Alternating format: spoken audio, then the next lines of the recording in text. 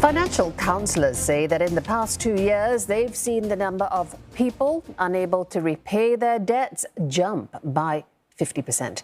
Now, 1 in 3 cases has also exhausted all means of borrowing from legal creditors and have been turning to loan sharks. As Reacher Matthew finds out, the bigger problem is a growing trend of younger people falling into bad debt.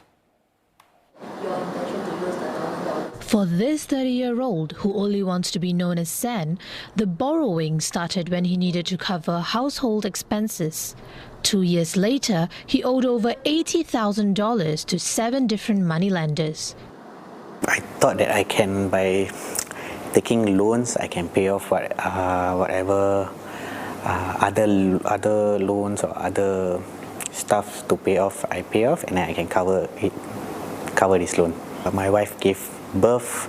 There was a time where I have to buy the milk, the pampers, and all the necessity for my daughter and everything. At that point, that's where it really hit me hard. Hey, I cannot be doing this anymore. San's case isn't unique. What was your experience getting into this debt? In a financial counselling session like this, debtors are assisted in coming up with a repayment plan. Social service agencies say they're seeing more cases come forward and they are getting younger. There's one thing of an upkeep to show that you're having a good life. So some of them, a lot of them actually are also sold with the idea through buy now, pay later schemes. These installment plans are typically interest-free, but miss a payment and you could get charged up to 5% interest on the outstanding amount.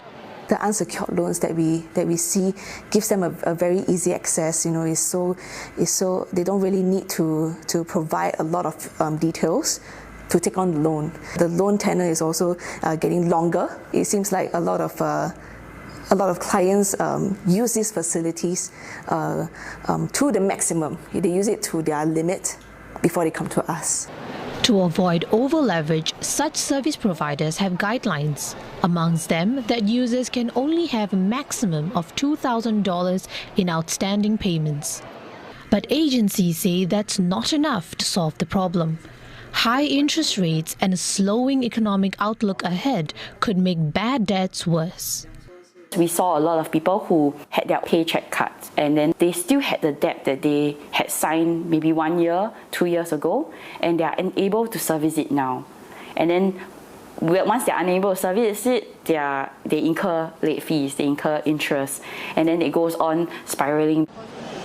They point to a need to beef up financial education for youths. It's really more of how you want to give them an idea of how you should plan out what you need to do with your money once you start earning, planning out your expenses, and knowing there are just some things that you just can't avoid.